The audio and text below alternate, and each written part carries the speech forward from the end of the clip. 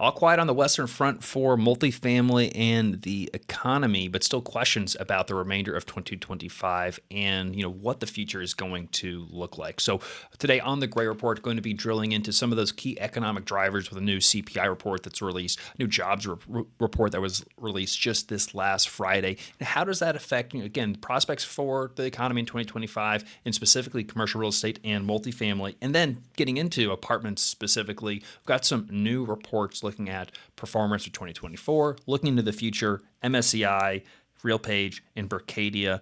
Like to get into some of those details, look at the fundamentals, and then risks, red flags, loans, and lawsuits, things that you need to be paying attention to, at least on the periphery of what's going on that could affect your multifamily investment. Everything from banks being at risk for defaulting once again, potentially looking at the FTC preparing to sue large apartment owners, and then the U.S. Justice Department expanding their suit against RealPage, now expanding that to some other property managers. Is just a last salvo from the Biden administration, or is this something we really need to pay attention to? All of that, and I'm going to give you a little update on the process for putting a brand new acquisition under contract at Gray Capital. It's going to only open to accredited investors, but I'm going to give you real-time updates, just what it's like to look for an apartment community, a large, multifamily asset, what it's like to find it, put it under contract, raise the capital, do the due diligence, close on it, manage it. You're going to hear it as we're doing it every single week. So you're going to not just watch this full episode to catch that, but make sure you're subscribed to the Great Capital YouTube channel so you can get updates every single week. All right, I'm joined by Dr. Matt Bosnagle, Director of Communications and Marketing here at Great Capital. We got a great show. Let's get into it.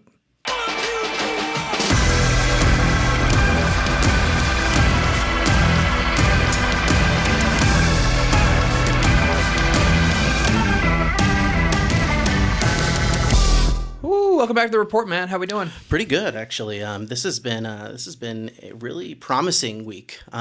It seems like things are clarifying in a really interesting way and in a really productive way, I think, for the apartment market, for the economy. My fingers are crossed a little bit, but I don't think I even need to cross them.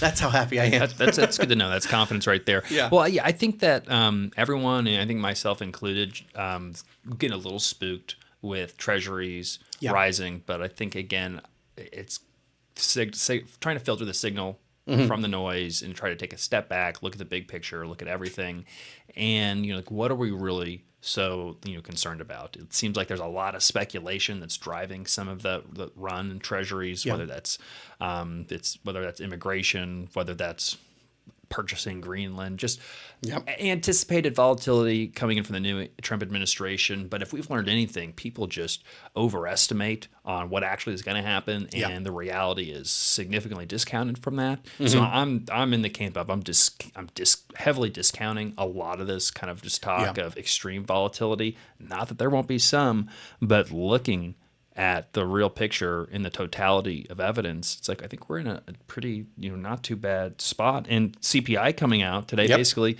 I mean, we're not at 2%, but we're under 3%. We're 2.9 year over year.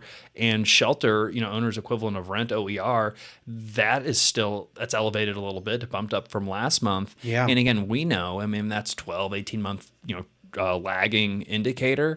Like we know where rent growth was the last couple of years, and so like that also has to be discounted somewhat. So, I think the super core is less than 2.9. So it's not as though inflation is, rearing its head. Maybe it's a little stickier than folks would have thought. Yeah, sticky is the right word. Have been. But it's sticky at 3. It's not sticky at 5. Yeah. And 3 is not a bad number. I mean, we've had conversations in the past, especially prior to the pandemic, of whether the target rate of inflation should be 3%. Should we be pushing for slightly more inflationary policy to get to 3% rather than 2%? So we've acknowledged that somewhere between 2 and 3% is a reasonable rate of inflation for the economy, or there's at least enough economists that think that. So, from an inflation standpoint, I don't have the red lights and the sirens going off. It's only folks who are like, well, there's going to be a massive trade war and tariffs, and there's going to be no more immigration. And I'm just not I'm more confident that's not going to be the case than it will be the case. Yeah, I'm wondering about. And is that the reason we're not going to buy a multifamily? I don't think so. So, Well, and yeah, for our all of our signals are basically go, and we'll talk about these multifamily specific trends and what people are forecasting for the market in a little bit. But I think over in general for the economy, it does seem like I said, things are clarifying, and this may be a period of more stasis rather than going crazy on inflation or going, south towards recession. We may just be in a period where it's plateauing, and it's plateauing perhaps with the economy running a little hotter and interest rates a little bit higher. That's not what people were saying earlier in 2024. That was whispered around in like 2023, 2022 was this higher for longer narrative. It has kind of come back. I haven't heard people say it a whole lot more like they did way back when. But I think it's increasingly becoming a possibility where, like, okay, if the economy has not been cowed by high rates by now, then maybe this is a neutral rate. However, my only caveat is that I think that there are things where you hike rates and 2 years later you see a consequence. And some of those are coming to light, especially in the multifamily and commercial real estate market. yeah, I mean, there's foreclosures that are happening right now. I mean, there Yeah. are bridge loans that are coming due with borrowers that aren't unable to pay them back. I mean, I think there was a report in the Real Deal about Tide's equity deal that was foreclosed upon very recently. So, I mean, that type of stuff is happening. It's not, systemic by any means, but it's filtering through. And it's really what we had talked about happening a year and even 2 years ago. Yeah. Of that, it's going to be sponsor specific. It's going to be sporadic. It's going to be patchy. There's going to be distress, without a doubt. Yeah. Which has come to light to be absolutely true. It's not going to be wholesale. It's going to be over here. It's going to be over there, especially in the Sun Belt. A lot of value add deals are taken at a high leverage with lines of credit. Short term. Yeah. We know that there are some effects, and it's really the 10-year is not helping because the Fed funds rate's lower, but the 10 years up. But at the same time, the deals that were good deals have grown to a point of where they can be sold, they can be refinanced. There are deals being done. There's a lot of pain, and there could be a little volatility later on. That's my multifamily question. Yeah.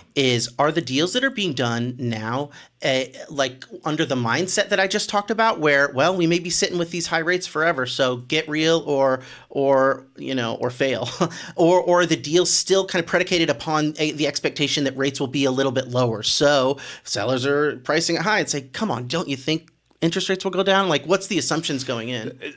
That's a really good question. There's not one single assumption that's going on, but I'll talk about a couple different mindsets. Yeah. So there's the one mindset that just absolutely confident the rates are going to be way lower, which I think, I think so. And so there's basically saying look, rates are high now. We're going to buy. Rates are absolutely going to be lower. Which everything's going to be lower. It's all going to work out, and that's the reason to buy right now. And so you'd be willing to pay an even higher price if that was truly what you thought. Yeah. And there are some buyers that are doing that.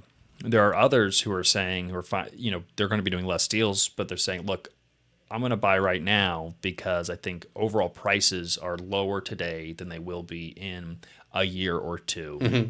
And I'm not going to count on interest rates coming down at all, but the deal works at a higher level of interest rate. Yeah. And the upside that you wouldn't want to factor in is that if rates come down, you could have additional upside in the deal. You could refinance, you could sell at a lower cap rate, et cetera. I think that makes a lot more sense, the latter rather than the former. Yeah. It's got to work in a higher rate environment. But I think what is common between both of those is that now's a good time to buy because prices are relatively depressed and there are less buyers in the market. And we're still seeing relatively healthy asset prices in the deals that are trading, albeit on much lower volume. And so the idea is that, look, if prices are still trading in this range when rates are high, then, again, that's potential that as rents continue to grow and even if rates stay where they are right now, that additional capital will eventually flow back into the market Yep. and those prices potentially increase even more. Okay. So it's a good it's a good time to buy. Yeah. Breaking it down simply, if you believe in buy low, sell high, you're buying low now. At some point, you can sell for higher. The success of that is really dependent on if you give yourself enough time. Yeah. Because if it'd be hard to find someone today that would say, I'm going to buy a piece of real estate now, but in 10 years it'll be worth less. Yeah. Yeah. Now you could say you might not be worth enough more to justify the cost and as an efficient use of capital, but prices will rise over the next 10 years in real estate. There hasn't been a 10-year period where real estate prices went down. But if you have a 2-year window where you're hoping that needs to happen, you take out a bridge loan. And that's where I've heard a lot of conversations from syndicators out there, and it's not wrong, and they've got some good points, but basically saying that like, hey, now actually is a good time to be using bridge loans, which there are some cases where I would agree on a value add. If it's a good value add, if you're buying a high quality value add deal with a true value add business plan, I could make sense of that. But if you're buying a stabilized deal with not a big value add component and you're using short term floating rate debt, there's no guarantee the rates will be lower or you can fully execute your business plan within that 2-year window. I think probability says you probably could. And if rates stay the same, probably would work out if you get the lift on the value add. But there's just a lot more risk in doing that. Yeah. The reason why people are saying that, though, is because the 10-year Treasury is so high. Yeah. And it looks now unpalatable, even with a higher spread on over SOFR that a bridge lender would give you. Yeah. But they're saying, look, maybe rates are going to come down more. I'm going to be on this floating rate debt. The rate will decline, even though I have to purchase a big rate cap during that period. But it's not only that though; it's just proceeds. Because if you're paying a lower rate, that means your DSCR is going to be more favorable. Your debt service coverage ratio, the amount of cash flow you need over your mortgage payment that the lender wants to see. If you have a higher DSCR coverage ratio, you can typically get more loan proceeds based upon the terms of the lender. And so, if you're buying a property for $10 million and the agencies are only willing to give you a $6 million loan, but the bridge lender is willing to give you an $8 million loan. Now, even though there's more risk, the returns look better because it's less equity, it's higher leverage. And so, if you're looking at a deal that's that's marginal and it's a 13% IRR on the agency debt, but it becomes a 16 if you're using a bridge loan, you're like, well, this deal does work, but we have to use a bridge loan. And then you have to justify all those risks to yourself. So I'm seeing that happen right now, which again could all work out. The right strategy, right operator, it will, but got to be careful. Yeah, and this calls to mind there's a little bbit of cognitive dissonance with yes, the Fed funds rate is going down or it is decreasing, but 10-year Treasury is as high as it's ever was when Fed funds rates were peaking. I don't think the 10-year was as high as it is now, or at least there was a brief moment last there's year. There's a period that it was that it basically brushed 5%. It got to 4.99. Yeah. We're yesterday we were 4.77. We're a little bit lower today with a healthier CPI report. And we can get into that right now if you'd like. But that's what it just does seem strange. Even admits that there's something going on here. Well, ask someone to see if someone follows the economy, or ask them if interest rates are up or down. It's a trick question. Yeah, that's a good point. What point do you want to make? And it'll tell you what type of debt they're focused on. If they're like, hey, rates are down, right? You're doing something that's a spread over SOFR floating rate versus if rates are up right now. Okay, you're doing fixed rate debt because you're looking at treasuries. Yeah, interesting. There's always something to cover. always. Okay. CPI report, Matt. Again, I think that the market seemed to be relatively pleased with this. Stock market was up this morning. Bond yields were down. Good news for just folks who want a kind of a nice, steady, healthy economy. And this is. We had a little reprieve from this conversation. The cycle that was the last 2 years of. I took it as plus every 3 weeks or so, the narrative would go from danger, danger, recession imminent, rates higher for longer, inflation out of control, get into the bunker, and then 3 weeks later be like, no, all is good, balance, zen, totally fine, don't worry about it. And if anything, the zen scenario is the one that we're sort of living in. Not that everything's perfect by any means. We just talked about foreclosures and there's pain going on, but that soft landing kind of sweet spot.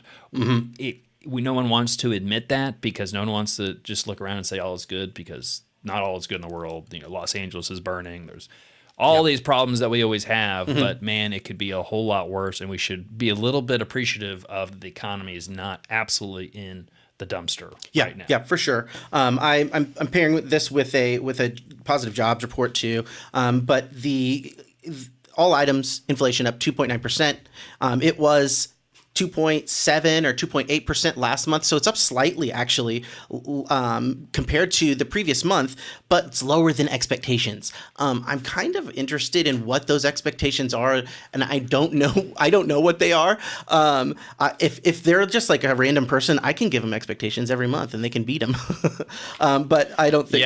Your expectations matter just as valuable. Okay, that's what I thought. But either way, whoever's doing the expectations and whether I don't like inflation going up, even if it's going up less than expected. 0.4 month over month inflation is also high, a little bit higher than it was a previous month. I think holiday spending probably elevated this figure. At least that's my own personal explanation. But at least shelter has gone down slightly. However, the rent of primary residence component went from 0.2% month over month growth to now 0.3% month over month growth. So it's a bumpy ride for these rental figures. I don't know. I'm going to kind of take some solace in the month to month volatility, and maybe we'll see a continued dip in rent of primary residence. However, that one is around 4 to 5% as well. Add this in again with the jobs report showing very strong growth. You've got some additional support to that argument that the economy is going to run more hot than cold. Maybe this includes high rates as well, relatively high. And but there is good news in that core, which is all items minus food and energy, is slower. It grew slower than the previous month. It grew by 0.2% month over month and 3.2% year over year. So if you're taking out the food, energy, and arguably you take out shelter, and you're really down. You're really down significantly, and there's some reason to think that this is like a bumpy stability. So that's the positive take again. But again, if you are focused on like just the nominal increase, it's not great. It's not like a convincing downward trend of inflation. So that's a little bit of a bummer, because I was tracking this. This is one of the after hearing about the jobs report last week, that's when my ears perked up about the CPI. I think when you mentioned it, how it used to be the CPI, we were on the edge of our seat every month, but lately in the past few months, it's like we could skip one. It's not as loaded with importance. But I think that there was a little bit of a sense when the Fed decided they were going to start cutting rates that they were specific not to be like a mission accomplished moment, but it kind of felt like that to a lot of folks. The fact that we had pivoted, the Fed had pivoted, was a sign. All right, we are clearly in a different new paradigm, and we thought that we'd be out of that 3-week cycle, because it was like no, it was finally confirmed which direction we were heading. But then soon after that, it seemed to be a not so fast. We need to still be aware inflation may still be sticking. Yeah. And again, would we be even having these conversations if it wasn't for Trump being elected? I was thinking about that too, and I wonder how much the narrative is going to change. And like regardless of the party, like the fact that the party switched, they were looking for economic change, and now maybe that sentiment has changed to positive. Well, we've seen you've showed us those graphs so many times of the sentiment based on party affiliation and how it absolutely just flip-flops completely. It's and so funny. Are we like witnessing the flip-flop? Is that this narrative? Is that the realization of that flip-flop in the bond market? Is the political sentiment of people just flipping good from bad, glass half full to glass half empty? It could that could be.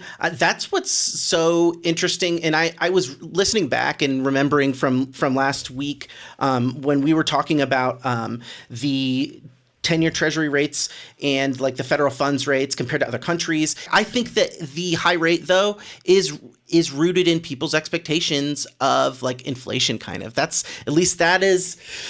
my because of, things just seem to be running so much hotter. I don't know. But okay, you're managing a $1 billion bond portfolio Mm-hmm. and you're trying to model something, and someone comes to you and they're like, we have to reanalyze the effects of the administration if full on tariffs, 100% tariffs happen. Yeah. Trump has said he's going to do this, model that. He's going to block off all immigration. He's going to deport all these people, model all of that. Oh, well, that's really extreme. Okay, well, let's discount that. Yeah. Instead of 100%, let's do it at 50%. But reasonably, maybe it's going to be 10% of that. Yeah. That's a really good point. I was just reading a little bit of World War II naval history, and Japanese intelligence services. Prior to World War II, and halfway through, were like some like the best in the world. Just giving intelligence of ship locations. And everything. It got halfway through the war, and the United States, was winning engagements. Higher command started classifying the intelligence as defeatist, and they started to not believe it as much, just because it wasn't going the way that they wanted to go, and they didn't want it to hurt morale. And on one report, the naval intelligence on one major engagement, the one intelligence service basically said the Japanese fleet took out 19 aircraft carriers, basically decimated the U.S. fleet. Yeah. The Japanese naval intelligence basically said, well, the United States doesn't even have that many aircraft carriers, for one. We actually didn't sink any ships, and we lost our entire air wing. We don't have any planes. They kicked our ass, basically. They refused to acknowledge that. And so then they were planning another engagement.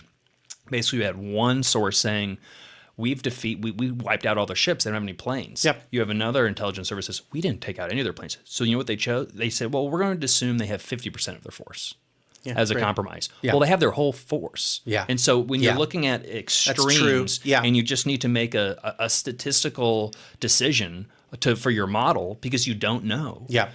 If you choose a number like 50%. Yeah. But it's so far off from reality because you're relying on just statistics. Yeah, there's a binary and that's assumptions such a good point, rather than it's a like little splitting bit the of baby kind of, where you got the worst of both worlds there. There's not an operative. Yeah, really, really good point. And I think that it is one that is especially relevant for multifamily investors or buyers to you don't want to go halfway. I think that there's a quote for the emperor. No idea if they actually said this or it was just made up. But these great naval victories we keep happening, they seem to be getting closer and closer to Japan. Yeah. And I guess the analogy that I would say is that all these problems in the market. Well, the stock market, which isn't perfect, keeps going up, relatively, and multifamily deals keep happening. And prices have not only kind of stabilized, but they've ticked up a little bit. Yeah, and there's a lot of buyers in the market. Not that they're Treasury's being this trends. level. The long-term trend is very positive. And so, are you going to listen to some decision that some bond analyst has made when they're trying to make a decision on what Trump is going to do? That's what's driving this. Yeah. And even though last week I was talking about a lot, Treasuries are running, it's a risk, which it is. But if you get into the why, it all of a sudden just seems like an overreaction. Yeah, because we talked about like it has rhetorical force, what he's saying, but maybe not policy. Maybe it's not for the policy specific force that you could be using. It's like we want to know exactly so we can put it in our model. Yeah. Well, good luck. The past showed that those numbers are often easily fudged. And if you want to get into the jobs report, we can talk about December 2024 jobs report. Strong finish. I know that the cynics will say, "Oh, it's probably mostly government jobs," or "Oh, those will be revised downward." That's the two most common things to hear after a strong jobs report is to focus on. Down. It's like poke holes in it, but I think strong numbers are strong numbers. Ironically, they did revise some of previous months' jobs numbers up this month. I think jobs are jobs. You've got to find some good news in here. It says, notably, Wage growth does not appear to be re-accelerating. I read a little bit about of this in the BLS's numbers specifically. Real wage growth is not accelerating, maybe decelerating slightly. So Yeah. 256,000 jobs surpasses expectations. It's the largest increase since you say that, but March it's still 2024. it came in at 3.9% the wage growth. So I mean, it may be decelerating, but it's decelerating from a pretty healthy number. Yeah, it's still healthy, but like we probably need it to decelerate a little bit for inflation to play. Yeah. Nice. And it may be going down, like the month over month numbers may be a little different, but that's splitting hairs. It's fairly stable, and it's stable at a 3.9. Great, yeah, it's above. It is above inflation, so that's unemployment rate ticked down to 4.1 from 4.2. Yeah. So all of these are really strong signals, and for that tick down in unemployment is notable because it has been slowly growing every month, but still we're well within like a cushion. We're below 5%, which is a level that people usually say, well, you get above 5% unemployment, then you can start maybe writing some headlines. But it does seem like we are in this bumpy, higher, a little hotter. So whether you're talking about wage growth, whether you're talking about price growth, a little bit of hot, a little bit of stability, or maybe even population growth. Maybe even population growth. This was interesting, Matt, because a couple weeks ago we did a research report from the Harvard Joint Center for Housing Studies. It basically said like, hey, 2025, things might be fine, but hey, 2035, 2040, we might see some declining population. Watch out, might not be good for housing. But this paints a little bit of a different picture. And you made a really good point of like, good luck trying to predict something like 15 years out. Yeah. And I think there are broader demographic shifts, certainly, but the relevance of immigration in population growth is such that it's hard. It makes it hard to predict because from one presidential administration to another, immigration policy could change dramatically. And I think it is great to see that this U.S. population growth is the highest it's been since 2001. And this is also, I think, a counterpoint to a recent Congressional Budget Office report in which it has revised its population growth estimates downwards. I do think it does, shows how hard this stuff is. But what are they saying the driver? Is it immigration? It is, yes. Net international migration was a critical demographic component of change driving growth in the resident population. With a net increase of 2.8 million people, it was 84% of the increase in population. So that is how sensitive we are to immigration as a driver of of population growth. We'll see what this balance is between the interests of this H-1B visa conversation is and just like the illegal immigrant conversation as well. I think that it's good that we have that. At least the conversation has become nuanced enough to where it's not just immigration or no immigration, because it should be a super very nuanced conversation. And at least we're saying that like, okay, we definitely need some immigrants. Can we all agree that we definitely need some we don't want criminals, we don't want terrorists, but if you want to come here and work hard and kind of follow generally the rules and be an American, like, come on. Yeah. Like, we've got an unemployment rate of 4.1%. Our incoming president married an immigrant. Yeah. So, there you go. Well, yeah, exactly. You can't like, not like them that much. Yeah. There, for multifamily, for a lot of these people that are, there is talk, like kind of among right-wing circles, I think Elon Musk talks about it a little bit, about like, fertility rates, population population bomb's going to go off. Well, immigration is a tool there to bring some stability. I don't think anyone wants illegal people to come in. And I'm going to say this, people are going to get really mad. Immigrant population has a lower crime rate statistically than natural-born citizens, than citizens, period. Immigrants have a lower crime rate than citizens. Get caught, we could be deported.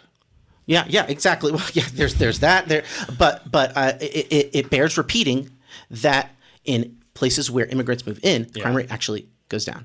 That doesn't erase fears of the specific acts of illegal. It's just the thing, like, you got to understand how numbers work. Okay, this one horrible thing that one illegal immigrant did. Well, there are actually a lot more. They all need to go. Now they all need to go. Now they all need to go. Yeah, I guess. But sometimes it does. Well, that's I think what we should frustrates also me. agree that you shouldn't be able to.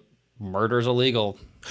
Yeah. Go to Murder's jail. illegal, Can't and do illegal things. Nobody can do illegal things. Well, Nobody can do illegal things. and I sympathize with the strain on resources that influx of immigrants can have to certain communities. Like, you can't just dump a lot of people in a place that doesn't have the capacity to either employ or support or school them or give them health care. Like, there's a lot of things, but I still think we need population growth. It drives the economy. Unless we want to shift into a different form of economy in the United States where it's more of a stable growth, population stability. It's more of like Great Britain or something. Sounds a little more socialist to me, Matt. Exactly. So what do you want? Do you want the growth or do you want the stability? I think that require just a lot of retooling of expectations if it moved to like steady as she goes forever and ever. Who knows? I think we can pack more people in here in this country.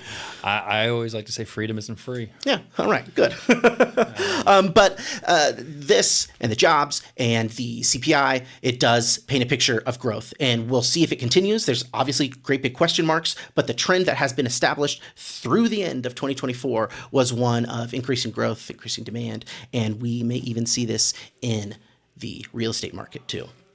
So, speaking of the real estate market, MSCI has a new report, Real Estate in Focus 2025 Trends to Watch. We're still getting through all the 2025 forecasts and previews, and obviously there'll be some repetition, but there's some gold nuggets here and there. So, Matt, what are some of the gold nuggets on this MSCI report?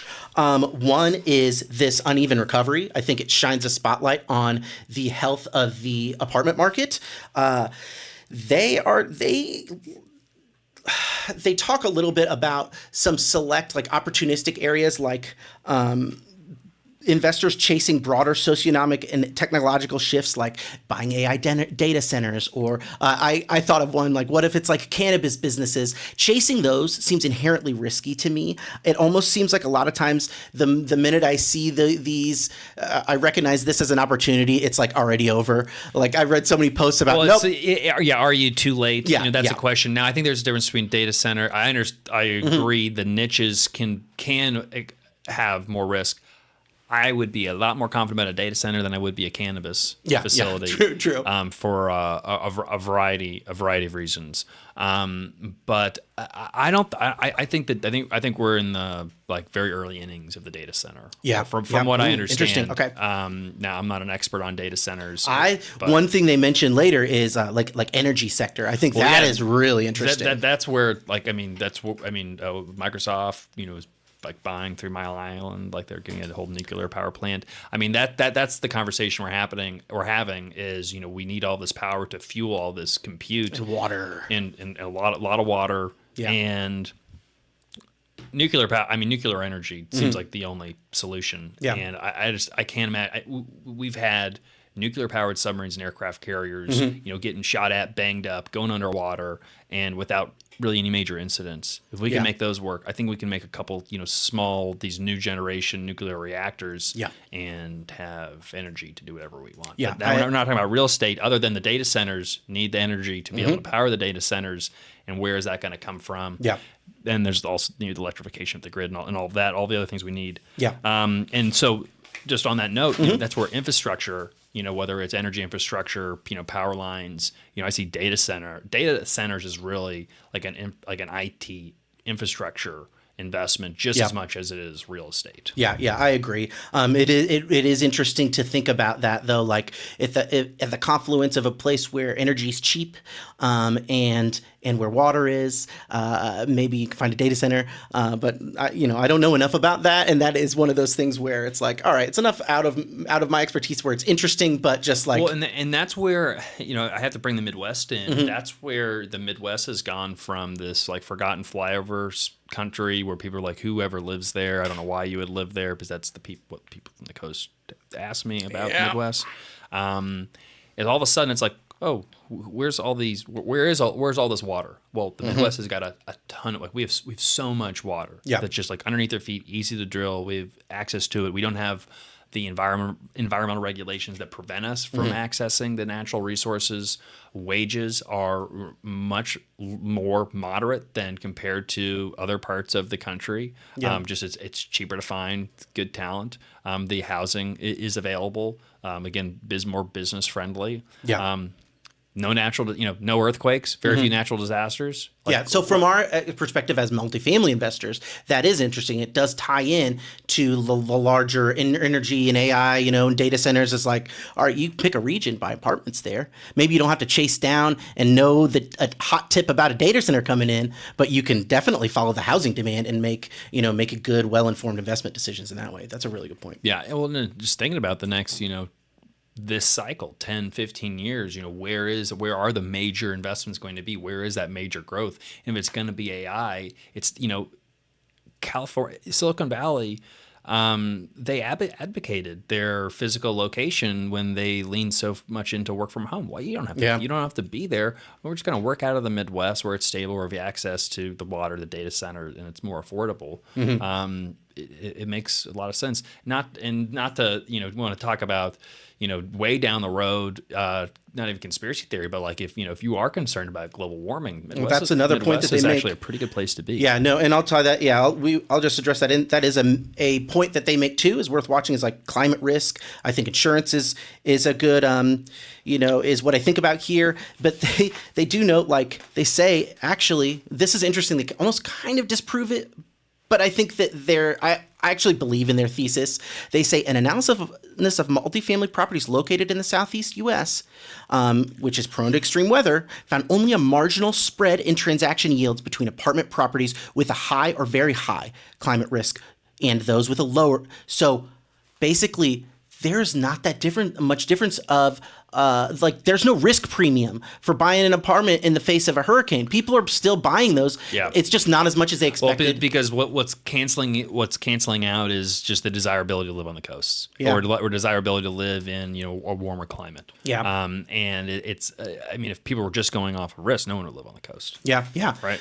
I think that the story has got to be just not over yet when it comes to that, because insurance rates are climbing and they continue to climb. Talk about the fires in Los Angeles. Exactly. That just reignites the whole conversation. Yeah. And now our rates aren't going up in the Midwest nearly as much as in those markets, but we're still seeing increases as we have to basically pay for all of it. Yeah. Because it's like, well, what else are we gonna? Where are we really confident that there's never anything that's going to happen, and can we make a little? And I already was like, the moment it happened, I was like, oh great, we're going to get a blame game. I would have much rather loved hearing news about like what the implications are going forward than trying to figure out like, oh, how do we deal with 4 fires going off at once? It's like that. It did seem like a little bit of an act of God than like something that was like 100% preventable. Like you got a bunch of 100-mile, these huge hot winds coming over the desert. There's and long-term decisions. And I think everyone made knew this, not the short-term. No, exactly. There was always a chance that the wind could shift directions if it went the wrong way, and it's horrible. Yeah, yeah. So that kind of sums up things I do want to mention, but we'll get to this in our next segment. One of their trends was underwater assets coming to light. I'll save my notes there for our discussion of loans and debt, and just know that actually is part of this emerging consensus. So and finally, then they say that the pendulum has swung towards asset selection. I think you overpaid for an asset in 2021, saw it appreciated, and sold it in 2022 for a nice profit. But like, I don't know if there is a time, if you're working on individual asset selection, it's hard to find a time in which it's not important. Like, it's always important from our perspective. I think that they are talking about the perspective of maybe an investor in funds, or maybe a large institutional investor that's trying to decide, well, do I want industrial or multifamily, or do I want stocks or bonds or commodities? And like, instead of that, they're like, get a little more granular and pay attention to the specific properties or the specific tranche of properties that you want to. It's not too dissimilar to say, like in different, economic environments, it's better to be buying the index versus being an individual stock picker. And some people don't have the skills or the knowledge to be an individual stock picker, and then you just go buy the index. But I mean, the way I'm viewing that, I think it makes sense. I mean, it's hard to say we're just going to go buy, you can't go and buy anything right now because some prices just don't make any sense relative to reality. There's some deals, and I don't know.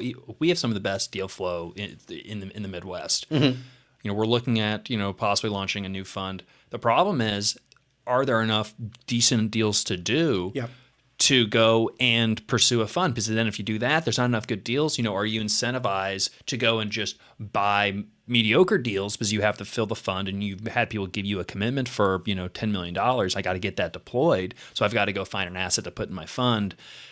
You could find yourself in buying just some not great products in pooled vehicles that way versus an environment where you're taking sniper shots and you're going after single deals and single markets and building up. And this is how we've had funds, but this is how we started. And this is kind of always like to do is, you're building your own portfolio of whether it's, ideally you've got sponsor diversification, geographic diversification, you're diversified between strategy and, if you've got some value add and you also have some core and core plus, but you're doing the detailed work on each individual asset. You're maybe going a little bit slower. That's why, we're not buying 5 deals a year. We're buying 2, maybe 3 deals, and we'll buy 0 deals if it's not right. Well, and this is one thing I think that the implicit comparison when they're talking about it's time for asset selection, it's like they're comparing to 2021 and 2022 instead of talking about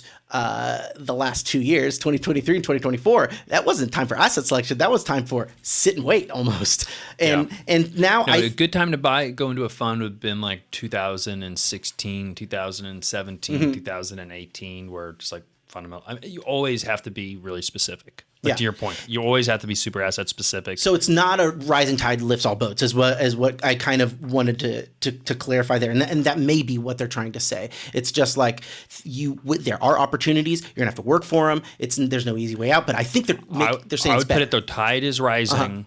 The ships that don't have holes on it are going to rise. But some of these ships are already sinking. Don't get in those boats. Those are already gone. The captain has to go down with it, die, and then we can go and salvage it and see what's left. That's good. We'll clip that one out. I like that one. No, it rewards diligence as always, but I think it is becoming increasingly apparent. It's not like the market's not going down or stagnant like it was in the last 2 years. It's not going up crazy. It's going to take work. You know what? The period of the economy, market, multifamily. It feels like, you ever smoked brisket? Yeah. Oh yeah. Get into the stall. You're cooking, you're trying to get up the temp, and then that it gets to a point, you're making like linear progression on your temperature, and then it just stalls out. And that's why when you're smoking meat, it's never a time thing. It's a temperature thing. And it can baffle the mind because you don't think the physics is working of like, it's been in there for 3 hours and the temp hasn't changed. It's like, what is happening? What have I done wrong? You start to question yourself as a person, your whole life philosophy. And sometimes you just have to let it cook and you have to give it time. And that's kind of how I feel like we're the environment we're in right now. I'm getting all the bangers out. I know you're getting shaky ships. You're getting smoked meats. This is pretty nice.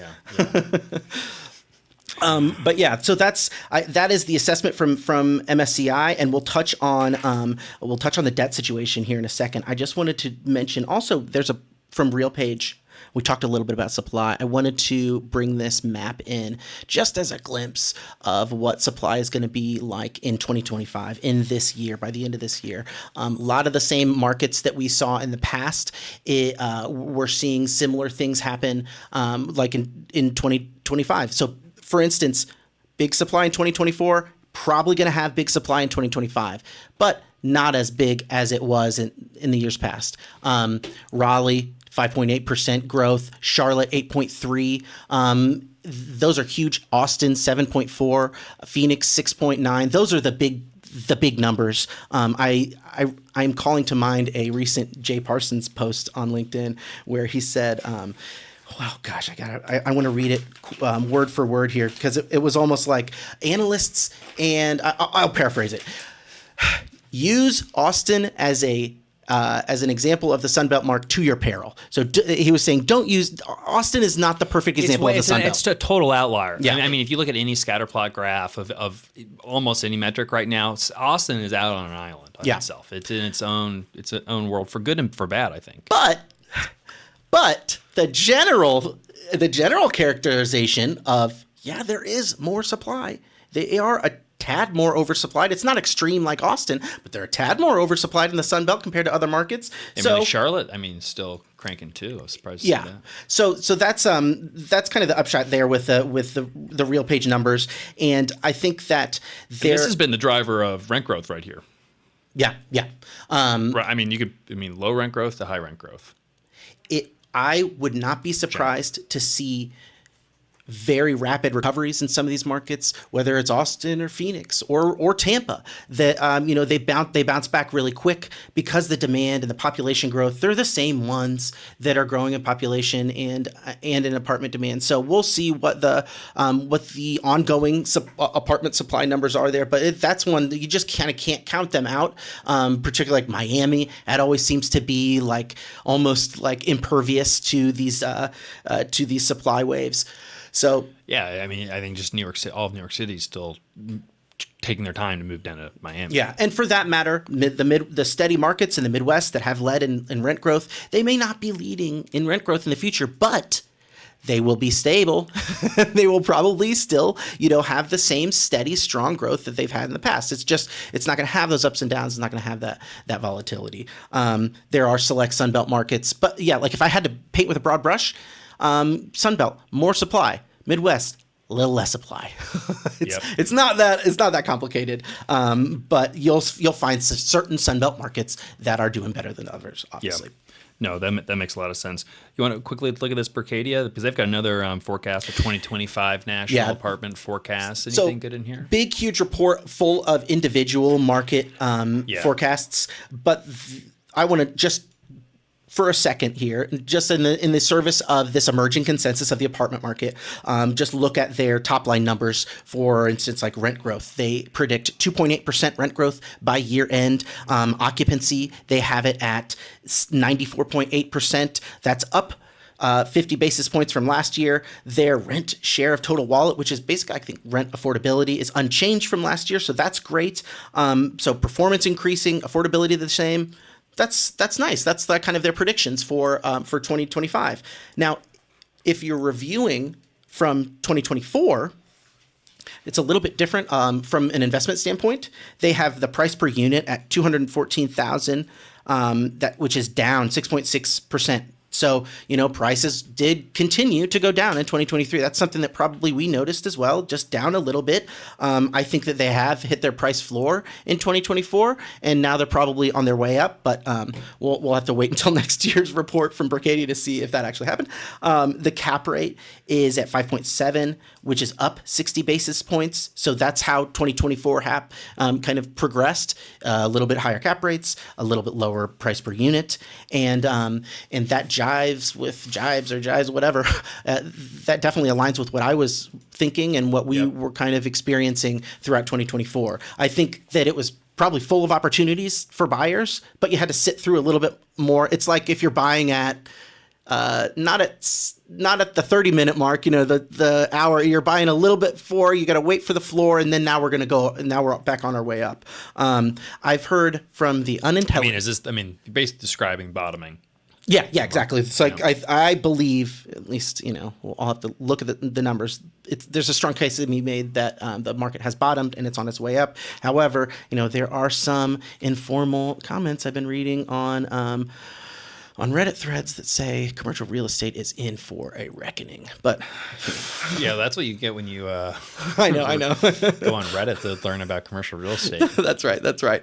And I do like there's a couple of these maps. There's one on inventory change and one on rent growth. And I think it's interesting to see how it's not always aligned. Like the ones with great inventory, the huge inventory, they don't always have the worst rent growth, and vice versa. There are some places with actually like robust inventory growth, also robust rent growth. Wow. And But yeah. one market that's standing out to me, Matt, on this list. Can you Oh, I'll just read the top 10. We got at the top, it's Louisville with don't 4.8% rent growth. Yeah, that's what I was interested in. Yeah, yeah, it's an interesting market. It's in the Midwest. I would say it's in the Midwest.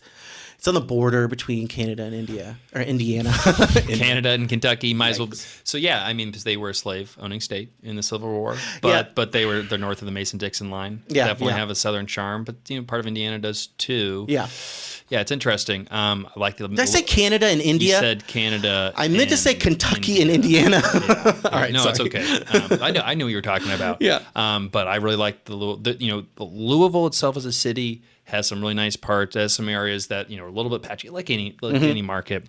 It's seeing a lot of growth. I really, really like Jeffersonville across the river on the Indiana side. Well, you said we were talking about all these AI data centers and It's where everyone from Louisville wants to move, and they're opening up all that in Jeffersonville. and they're opening up. Yeah, so there's like a big data center going in there. Meta's building a massive data center. I think that there is Billion-dollar some solar like panel. energy. Yeah, there's exactly like energy infrastructure that's going in there. It does make sense as this place.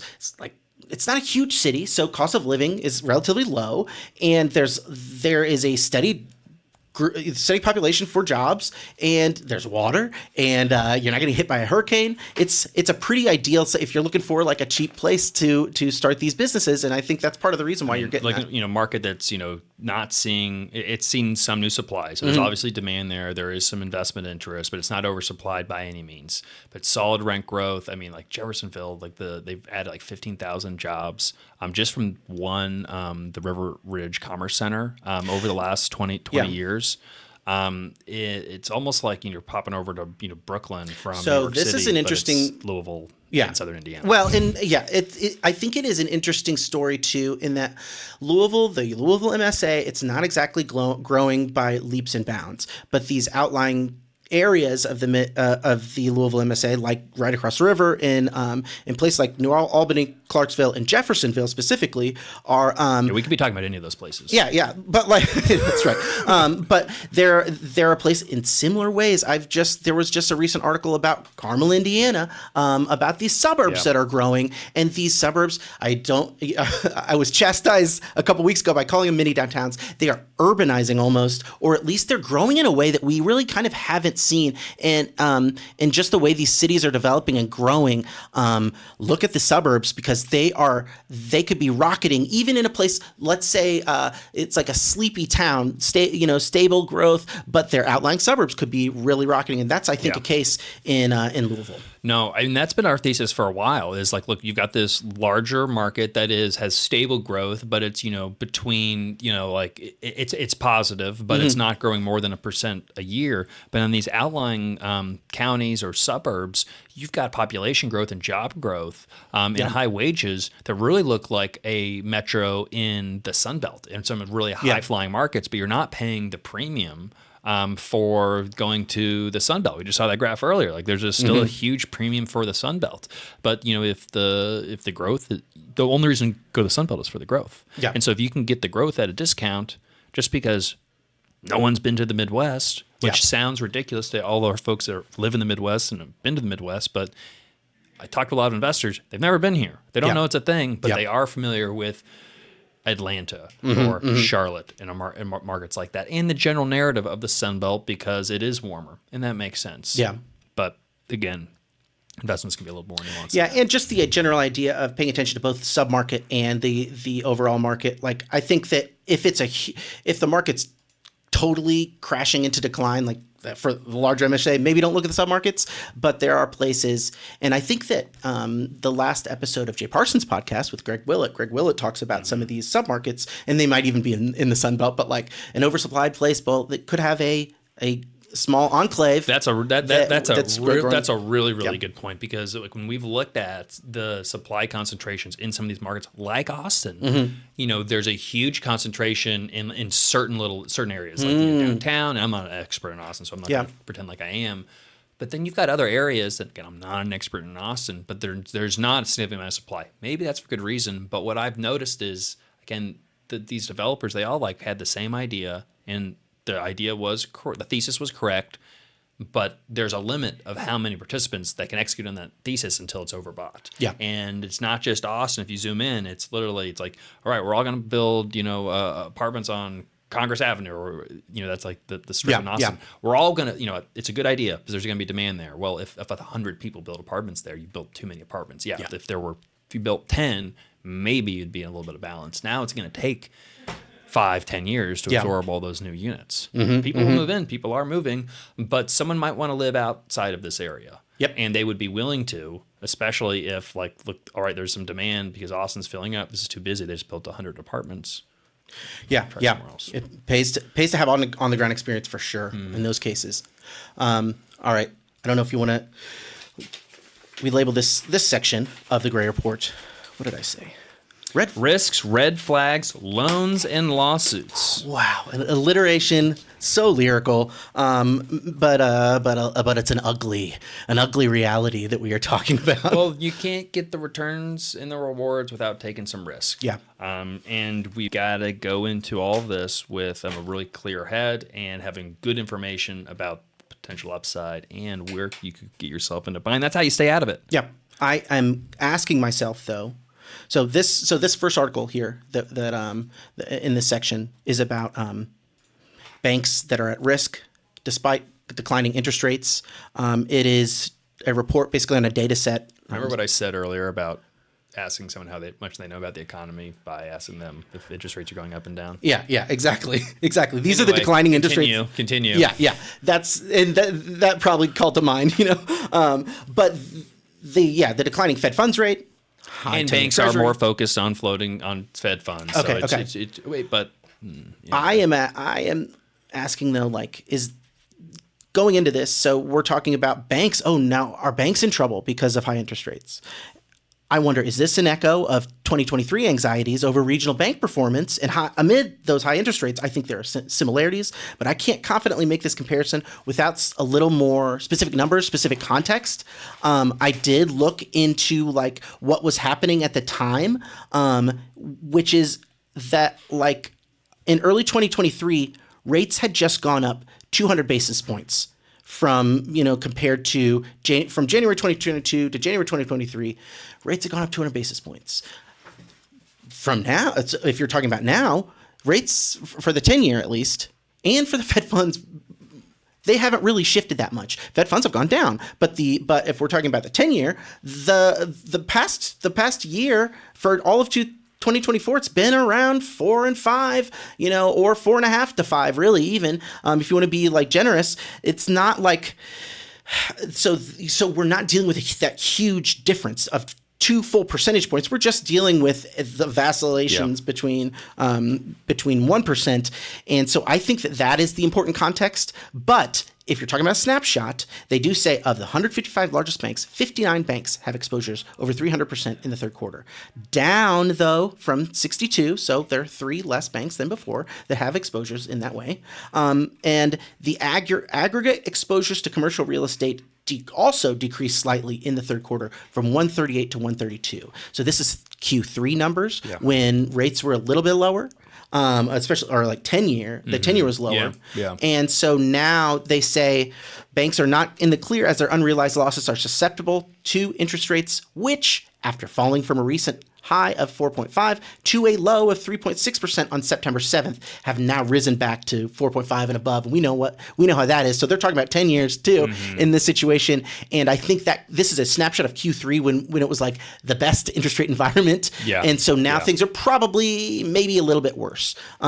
So I think, and I looked back, like I may have mentioned this before, I looked back at previous quarters of this as much as I could of these numbers, and it seems as if we are doing slightly better. So the banks are doing a little bit better. They're a little bit more healthy than they were in previous quarters, as an ongoing trend. But I don't think that they're going to all be healthy enough to survive if interest rates, or not to survive, but to not make some serious decisions in 2024. My dramatic thesis, and now it's probably not true, right?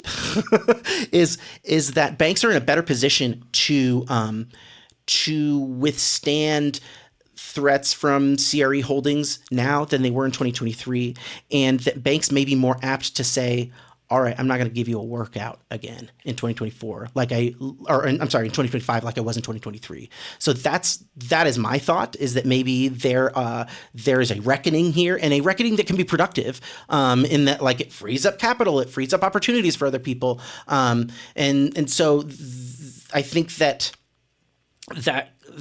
sweet spot of, like, the imperative is there because of their holdings. They got to get their balance sheets right, but they're not in that crisis mode where they need to keep these guys on their books. Otherwise, like, they're really responsible for a lot of loss. You'd think if they've had the time to be able to shift things around, spread out Yeah. the risk of where it's not as concentrated, and be able to focus on the sponsors and the deals that can be saved and are worth probably kicking the can down the road, and which ones there's like, just we need to face the music. During Silicon Valley Bank in like March of 2023, 10-year treasuries were at like max at like 4%. September 16th of this year, treasuries were at 3.68%. And so we're having it there. There's a little bit of different worries. It's a little bit of a different context. So, and I don't think we're not dealing with the aftershock of a huge ramp up the previous year. We're just dealing with the persistence of high rates. And we'll see what that does. And like you said, maybe banks have kind of cleaned themselves up and cleaned up their books. That's sweet. That is what we would like to think. All right. Oh. This is when I want to quick callback to MSCI, which it signals underwater assets as an important context for the CRE market. So yeah, we got that bank thing going. We got this thing from MSCI. People are noticing this. You may brush this off. I'm sure it's not going to be a dramatic wave. We may not see headlines in the New York Times about it, but it is a factor of the market. Is loan maturities or distressed assets, or there's still pressure there, and it's still the persistent high interest rates will create some interesting opportunities, I think, for investors. I'm just going to read this out because I think it's significant. The apartment market has $19 billion worth less than the loans associated. I'm sorry. The apartment market has $19 billion worth of properties that are less valuable than the loans associated with them, accounting for 10% of maturing 2025 loans in that market. So there's a lot of apartment loans that are underwater. It's not a non-zero value. I know $19 billion isn't a lot in the whole context of things, but that's kind of crazy. That's a lot of loans. That's a lot of money. In some ways, the apartment market's huge and massive, but in other ways, in terms of the properties that are for sale at any given time, it's not like you have there's not a million for sale every time. It's just like a handful. It's smaller than you think, is what I'm saying. In terms, if you're looking for like individual properties here and there, you'd be surprised. Like, I'm always surprised at how many. Katrina knows like every single apartment building in the city. Once you're in it long enough, but there are still a lot of apartments. Yeah, it does start. The world becomes smaller once you've lived in it. But then, I mean, like every market is huge. I mean, it's a lot to know every. No one knows every apartment in maybe some people know. Katrina does. Katrina does. But like then expand that out to Cincinnati, Columbus, any other market, and then even a bigger market like Chicago. I mean, there's so much. Yeah, there's so much. But again, that $19 billion worth of underwater properties, that I think that's a lot. I think that could create some real opportunities. May not move the whole market, but it's worth noticing. It's worth keeping an eye out for. There's going to be some more real deal articles, some more gossip that's coming in, because I don't expect there's no interest rate reduction that could save some of these borrowers. Yeah. Well, everyone needs another real deal article with some gossip. Not really. No, we don't. There's always drama. So this is great. Make sure that you're signed up for the Great Capital YouTube channel, or you're subscribed to the podcast. Keep getting these updates. But more importantly, if you want to take a deeper dive into this stuff, got to be signed up for the newsletter. GreatCapitalLLC.com/newsletter gets you access twice a week. Now it's time for a little bit of a deal update. Let's do it. Okay. So we've been given a little bit of hints. We gave some hints earlier in this episode and last week, but we're working on negotiating a purchase contract. And I thought unlike previous deals where I would give some updates, here or there on the podcast, I really do want to kind of go through just to document, because I think folks are interested in what the process really is. And I have to be careful because I can't disclose everything. Some people will say that I'm being an idiot for talking about the deal before it's under contract, because we could lose the deal. We've already told some of our existing investors, about the deal. We've had people commit to the deal, and then all of a sudden, if we can't get the terms with the seller, which we're not on the terms of, Is it worth explaining really the rule? Because I think this is something that's particularly interesting about the syndication is like what you're able to share at what point. Like, for instance, like we're at this stage of the deal where we have the deal like locked down, right?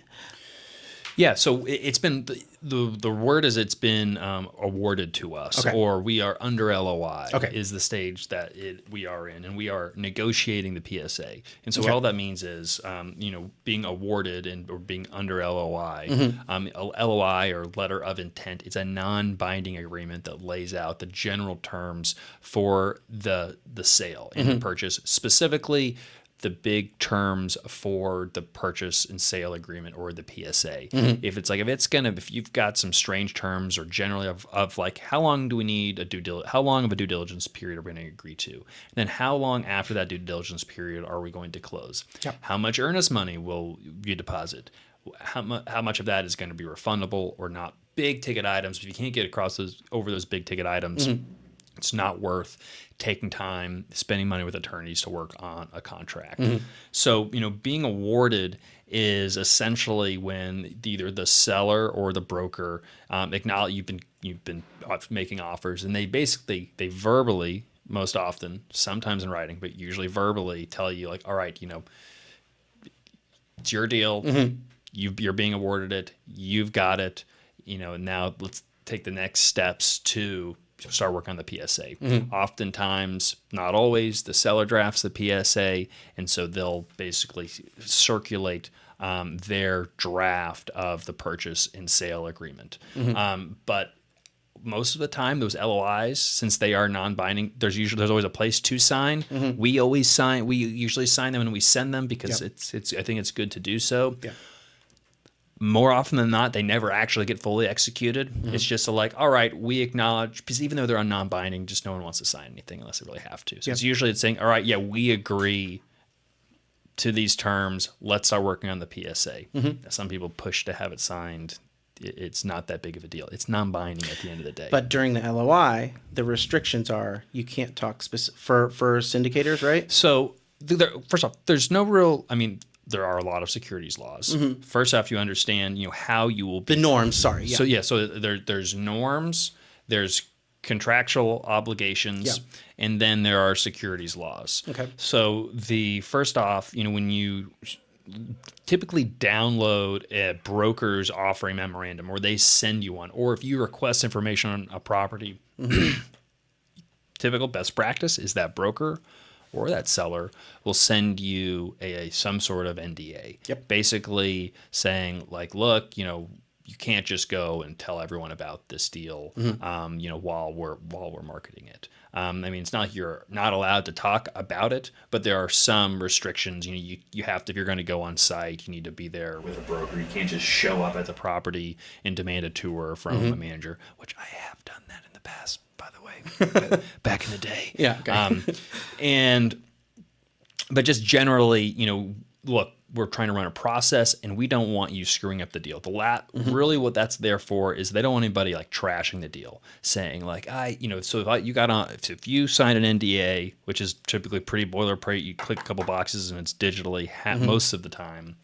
They don't want you you take a tour. They don't want you going on LinkedIn and saying, I toured this apartment, it's horrible. Like no one should buy this. This is what we found. Like they don't want you to do that. But you need to be careful. So that's just there's the contractual obligations of like the NDA or confidentiality agreement, whatever they want to call it. Then we've got like securities laws, which are related to raising capital from investors. And since you're going to be if you are going to be raising capital, you are selling a security, because the investment into the LLC, become a member, You're basically selling membership that is a security. And if you are going to advertise and generally solicit, you need to be using a Reg D exemption. Reg D is a part of securities law that talks about private offerings. Oh, yeah. And there's different exemptions from having to being licensed with the SEC. They're called exemptions, and so we typically use Reg D 506C, which is the exemption that allows for the solicitation of investment, but it's limited to accredited investors. Yeah, so you can tell everyone. So you can tell everybody, you can generally solicit, but you can only accredited investors can invest. That's 506C. 506B, you are allowed to have accredited and non-accredited sophisticated investors. You're limited up to 35. You have a pre-existing and you can substantiate that relationship. But you're not allowed to generally solicit. Yeah, you have to know them already. You got to know them already, and there's a gray area of whether you can, advertise for your firm or about what you do, but not about the deal. We did this not before. A lot of enforcement. Yeah, and we said the investment club, right? Join the club. Exactly. You got to get in the club, and then you learn about the deal. And the advantage of people do that. One, there used to not be any 506C prior to 2012. So 506C is relatively new. Everyone used to do basically 506Bs. There was no general solicitation for these types of alternative investments before 2012. So like what all this is, what we do, talking about the deal, relatively novel, but people have been doing it. We're certainly not the first ones or the only ones. So you got to figure out whether if you're going to 506B, you really don't want to talk about the deal publicly at all. Yeah. You can talk about generally that you buy real estate, but if you're soliciting investment, that is like can even be close to be categorized as that, it's a no-no. And then there's not like a ton of enforcement, especially if nothing goes wrong. But you could say that for a lot about the SEC, and you don't want to screw the SEC, but you don't want to be on the bad side of the SEC. You don't want their attention to come on to you. So if you're going the 506C route, which you can, shout it from the mountaintop, you can advertise for it, you can do all this stuff. Then we get into like the best practices. Yeah. And that's where I think that there are some norms that make sense, and there are some norms that are more relative to folks that have been in commercial real estate prior to 506C and are just unfamiliar with this type of fundraising. Because it used to be, you either did the syndication, used to be basically country club networks. That's what you go from friends and family. You don't go to LinkedIn and the internet and everywhere. You go from friends and family to the country club, which is basically you're going to go find where all the well-off buddies are, and you network with them, and you become good friends with the the business owners in your community, and you say, I'm going to go buy this apartment building. How will we all pitch in and do it? And I'm going to run the deal. So, all right, that sounds good. That's how syndication was born, and certainly was institutionalized, and it can be broader than that. But it did not used to be, I'm going to go raise capital from a bunch of different people. Some people I haven't even known yet. Some people are going to be across the country, and I'm going to create a thought leadership program, and we're going to do research reports and all this other stuff. So that all is a little bit new, and many of the deals we do, we do them with sellers that are relatively unfamiliar with that type of deal. They're very familiar with folks who either have it's just their money, like I'm going to be writing the $10 million check personally, or my family is going to write the $10 million check, or I'm an institution that, insurance companies have given me money and I have a fund and, it's institutional capital. And so there's no... People that already have the money. People basically who already have the money. Versus where a syndicator often does not have all the money fully committed by the time that they get the deal under contract. There's a degree of either pre-commitments or just confidence with existing investors and just known track record of ability to raise capital. And so every deal that we do, there's typically a buyer and seller interview. When you get close, it's usually down to one, two, or three prospective buyers. You do an interview. Typically the broker and the seller are going to be on a call, and they go through and they ask you, tell us about your track record, what kind of deals you've done, and then tell us about your business plan. How are you going to finance it? Just to kind of, suss out, the final qualifications. See if you're the real deal. You don't want to waste time. Time is a lot of money in this space. And one of the big questions then is, all right, tell us about the capital. Tell Yeah. us about the capital stack. How, if you got it raised, if so, that's great. They might want to get a referral of, all right, can you give us a number? We'd love to just talk to these folks just to confirm that you've got the money raised. And because a lot of people, I think, will make stuff up and say they do when they don't. Yeah. Actually, people keep telling us, they're like, yeah, you guys are really transparent. You're just telling us how it is. I'm like, I didn't know that there was a different way to go about it, but apparently there is. Yeah. And so every time we do these buyer interviews, I have to basically make the case for great capital and our ability to close on a deal based on our ability to raise capital. Yeah. And so for like this upcoming deal, I can say, look, we just did 2 deals this last year. One was a $17.5 million equity raise. One was a $27.5 million equity raise. This upcoming raise is less than both of those. And so we have a high degree of confidence that we will raise the capital and we will close. We have never not closed on a deal that we've gone under contract. We've never been unable to raise the capital. But you got to give them money, right? If you don't, there's like a guarantee or a, what is it? Your earnest money? Earnest money.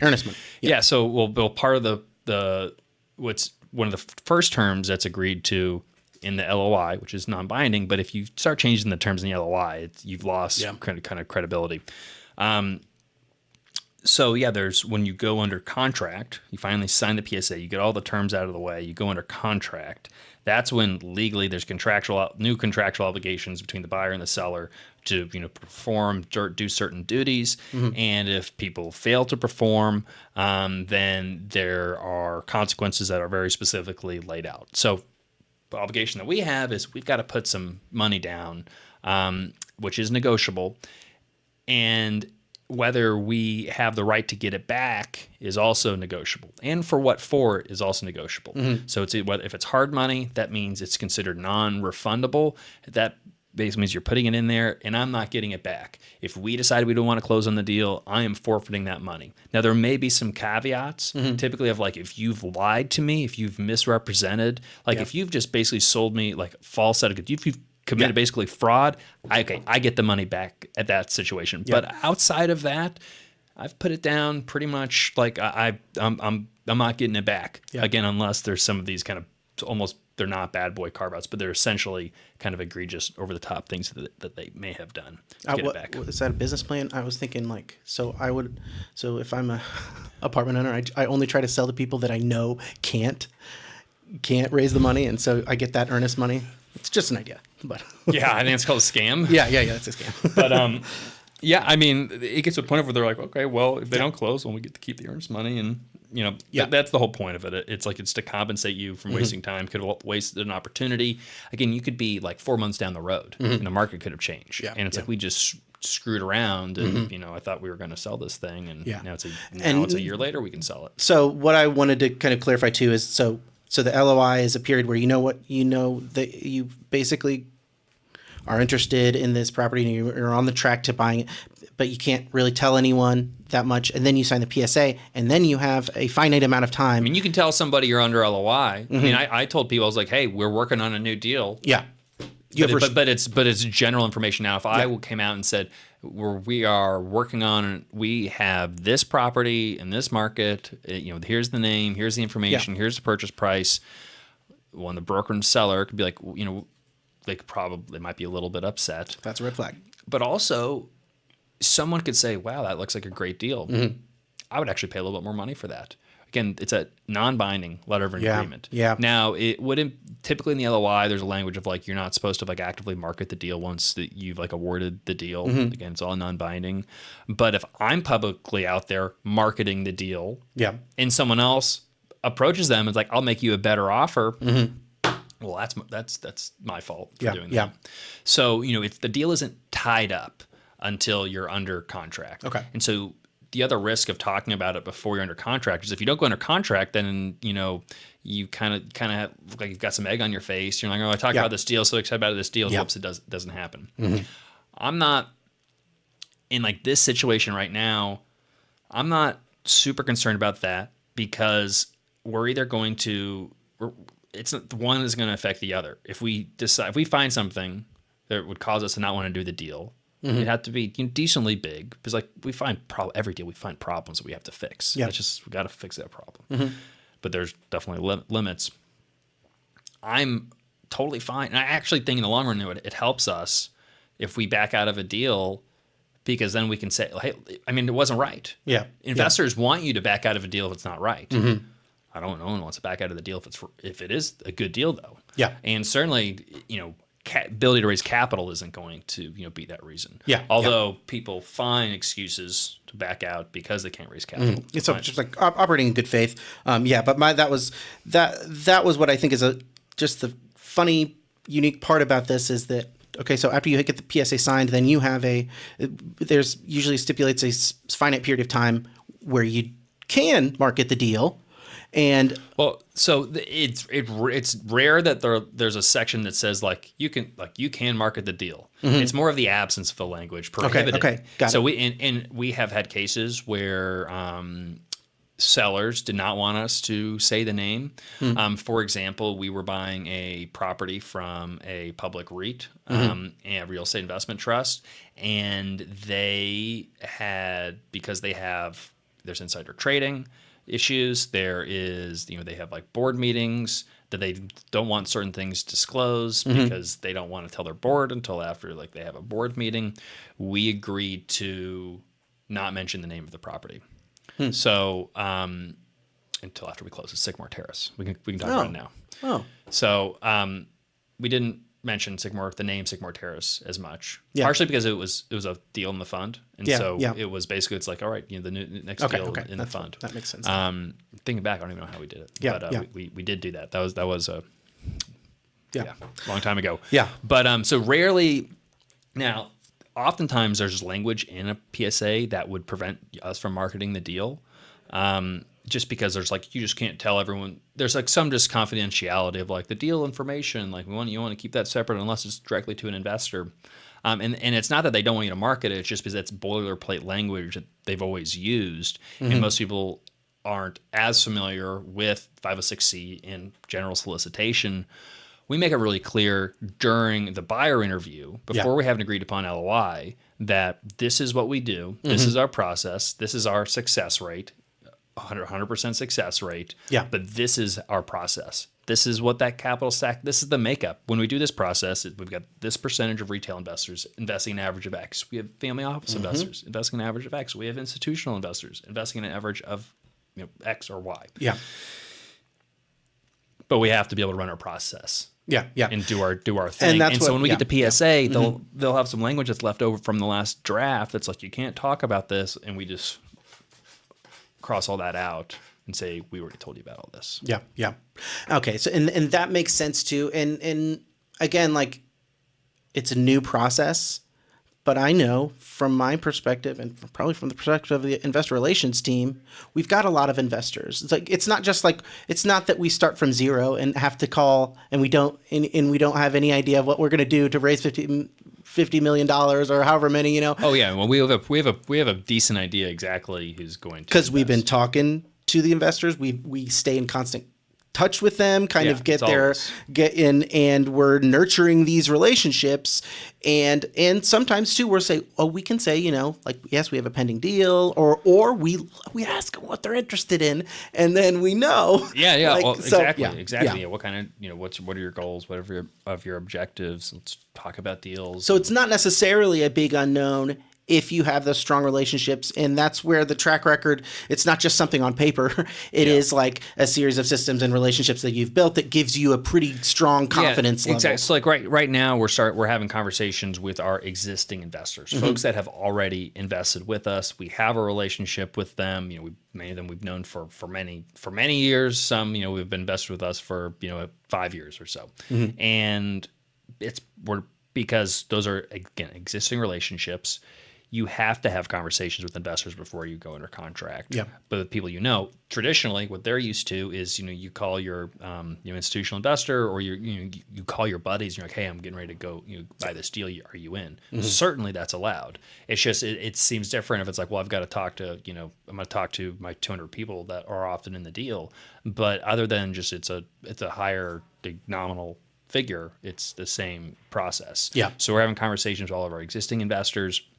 The next is having conversations with people who have registered on our private investment portal, which you have to request access. We do a quick review, and those are the next people that kind of get a quick look at the deal.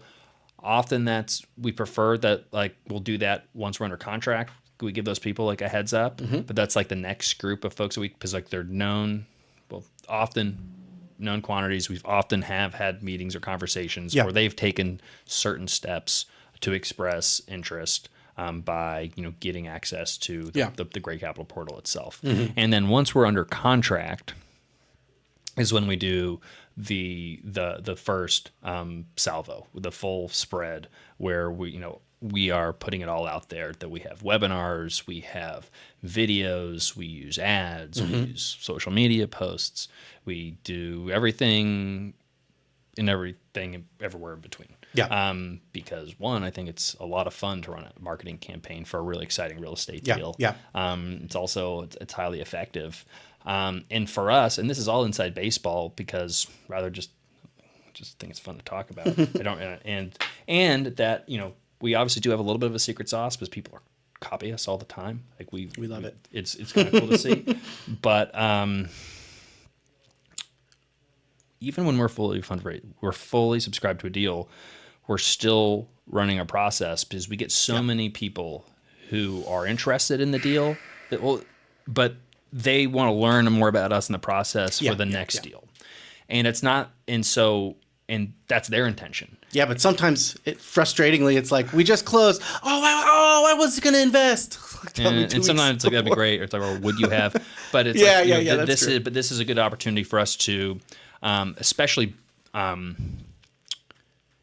large institutional groups. This is a classic thing for them because they don't want to be kind of pigeonholed into a deal. They want an out, they want an exit.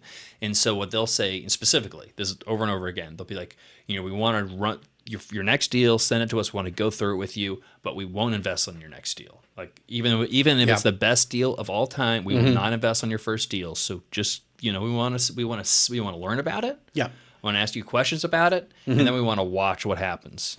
And if we like what we see, then maybe we'll be in on your next deal. But that's the process. And so some people don't say that out loud, but they hear about us, they get curious, they have a meeting, they like it, but there's a little bit of a cold feet. We haven't done, just the level of trust isn't there. Yeah. Or they're just unsure of the process, and they just want to follow along, which is totally fine, makes a lot of sense. And then they follow along, they're like, okay, that's great. So even though we may be nearing completion on a raise, I mean, when we're done with the raise, we typically roll back our ad spend, so we don't want to spend too much more money that we don't need to. But we want to use that opportunity. We always have the most interest, and we can have the most conversations with people when we have a live deal. Yeah. Yep. Everyone likes to talk about a real deal, a real piece of real estate, the real business plan. It's a case study. And so we want to have as many conversations as possible. Yeah. And so we use the deal, even though like we could not advertise for it and we'd probably raise the money just fine, we use it to raise capital for the next deal, essentially, to get interest and say, well, we'll catch you on the next one. Totally. Yeah, so I'm waiting anxiously, as you can tell, until we can share a little bit more about it.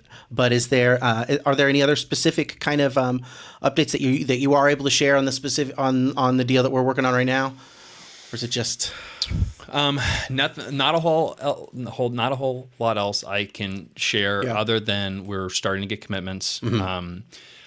The other thing inside baseball is every investor is different, but sentiment often does trend. And whether it's concerns over parts of the deal or concerns about the economy or concerns about us or any of those concerns, like it's very rare. Not there aren't little things, but it's very rare that we hear things just like once. Yeah. We usually hear the same concern over and over again. Like at the end of 2021, the beginning of 2021, beginning of 2022, everyone was super bullish because everyone's like, the economy is doing great. The stock market is going nuts. I'm so excited. This is great. I want to invest money. And then, interest rates, Fed Jay Powell said interest rates are going to go up. We need to cause a recession. No one wanted to do anything. Yeah. Everyone was sitting on their hands. And just excitement and interest on on one deal, or having a conversation with one investor about a deal.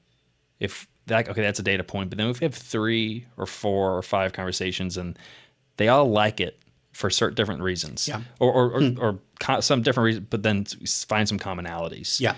And sometimes it's like, oh, I didn't actually kind of realize that combination of things is what would be really appealing about this. Yeah. But it gives us a very good indication of like, oh, right, no, this is going to be a relatively easy raise. This is really resonating with people. Cool. Because we're always sure it's like, where the return's going to be enough. Does this deal, is it going to shape up compared to other deals? Are people going to think we're not being aggressive enough, or are we being too aggressive? We're pretty confident, because just in the collective minds around here, once we've gotten to that point, that we're pretty confident on doing the deal, since we've talked to outside folks. Yeah. But until rubber meets the road, you don't know. And so like yesterday we had, I think 8 calls with investors. Lots. And a lot of commitments, and just very positive. The folks that didn't commit were basically don't have the money right now, timing issue. Trying to sell you something. Or actual solicitation rather than an actual meeting.